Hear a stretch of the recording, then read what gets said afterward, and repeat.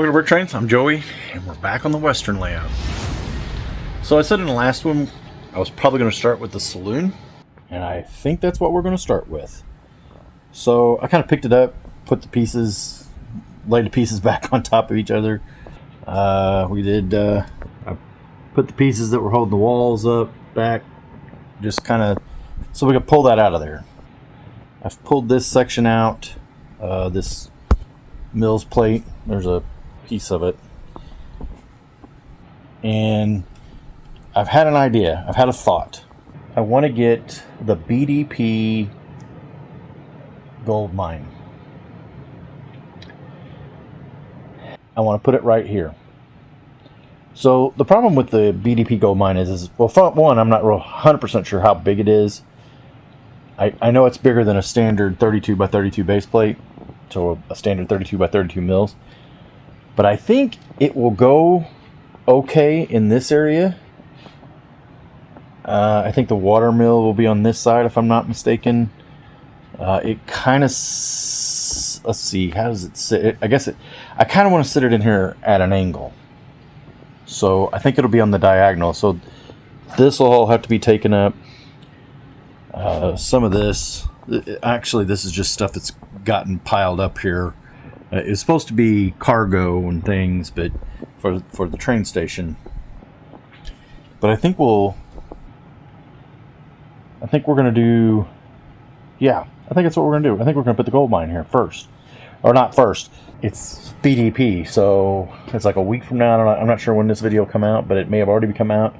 And maybe I've already ordered it. Maybe we've already seen me order it. I don't know.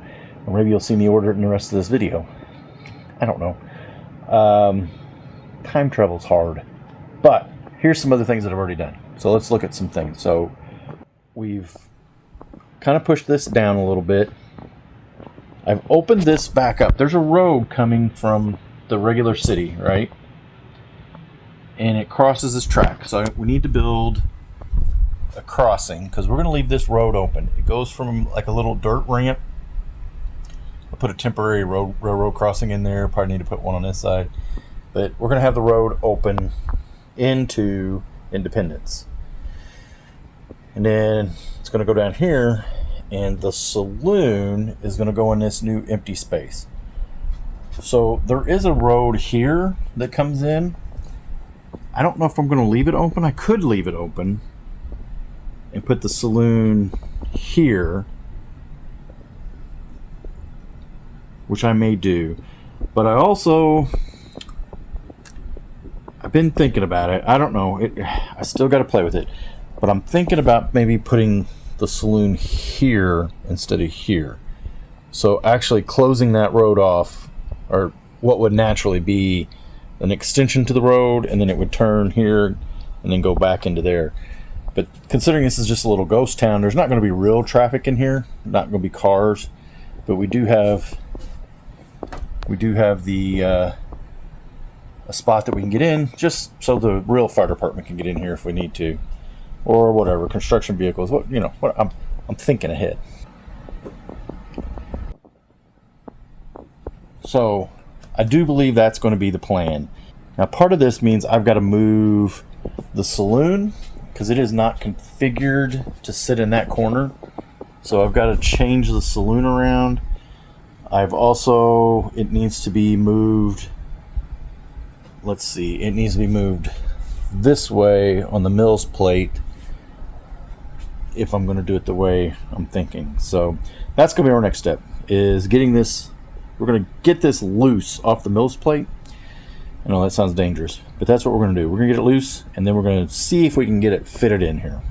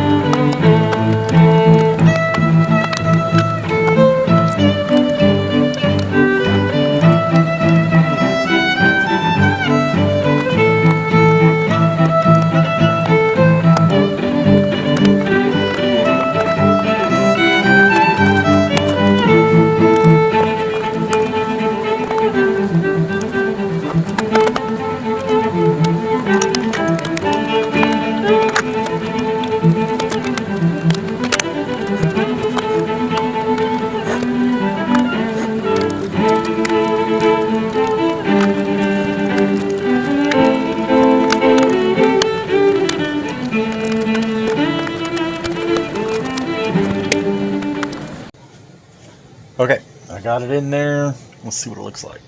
All right, that's not in there. I went ahead and aligned it so it, with the modern day street, lines up with the street here in Independence. So I think it doesn't look bad. We are going to, this is a little crowded here, but that's really not for people. But I think we're going to take the station and extend it. Oh, it's going to be hard to get. Yeah, extend it over to that platform, or the platform over to this walkway here. So you can walk straight from the Saloon over to the train station platform.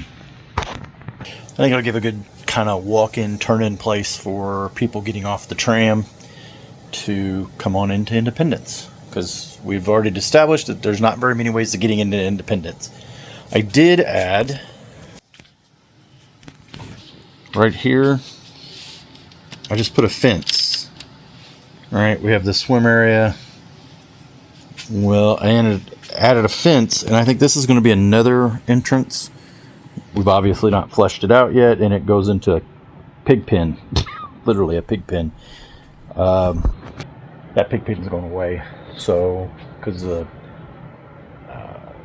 gold mine going in that area. And let's face this gold mine is 6 months to a year out. We got a long ways to wait, but we got a long ways to go too. I did order. I get stuff from Bricklink.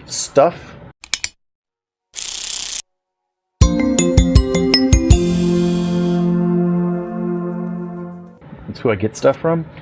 I've never had any issues with them. I like their stuff. The 5-volt works good with their system, which I've already got in my system for the lights. A lot of the lights that you see in my city are already from Brick Stuff. So I ordered some more, just some supplies, generic stuff, nothing specific. But it's stuff to kind of light up the Western. I did get flickering lights. I did get some of those. I didn't get enough, but I got some. I want to see how they work. Not a paid sponsor, but it's ones I use. I've been using them for a long time. So, okay, I think that's it for now. Yeah, this is going to be a long project, and we have lots of things to do. Thanks for watching.